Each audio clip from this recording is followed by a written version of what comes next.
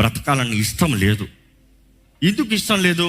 Failure life, torture life, ఏ జీవితంలో సఫలత లేదు, వర్ధలింపు లేదు, సమాధానం లేదు, శాంతి లేదు, ఎందులో జయము లేదు. కాబట్టి నీకు బ్రతక బుద్ధి కావట్లే.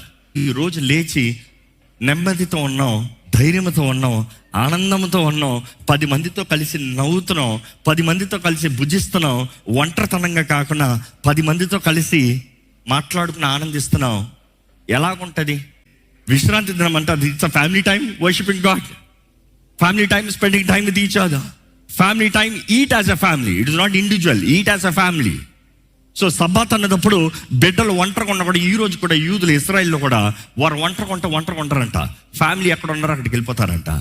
కుటుంబంలో తండ్రి ఎవరో పిల్లలు తెలియట్లే, తండ్రి హృదయం ఏంటో పిల్లలు తెలియట్లే.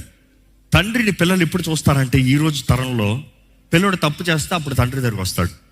ప్రతిరోజు తండ్రి దగ్గర నుండి దీవెన పొందుకోవాలి. ప్రతిరోజు బిడ్డ తండ్రి ద్వారంగా ప్రార్థన చేయబడాలి. ఇదిగో బిడ్డ తండ్రి ముందుకు వచ్చి మోకరిస్తే, తండ్రి ప్రార్థన చేస్తే ఆ బిడ్డ జీవితము బాగుపడుతుంది, దీవించబడుతుంది, ఆశీర్వదించబడుతుంది. Because as per Bible the father holds the authority over the house. నా పిల్లలు గౌరవిస్తలేదు, నా పిల్లల జీవితాలు బాగుపడతలేదు, నా పిల్లల జీవితాలు దీవించబడతలేదు. ఎలాగవుతుంది? దేవుడు నియమం పెట్టాడు కదా.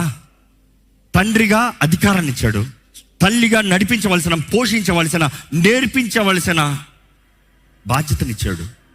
You don't do it and expect God. దేవా నా బిడ్డను మార్చే ప్రభా.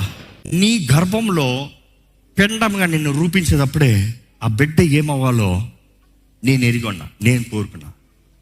నీవంటున్నావు దేవా, నీ చాయిస్ కాదు, నా చాయిస్. దేవుని చాయిస్ కాదన్న వారు ఎవరన్నా బాగుపడతాం చూసారా?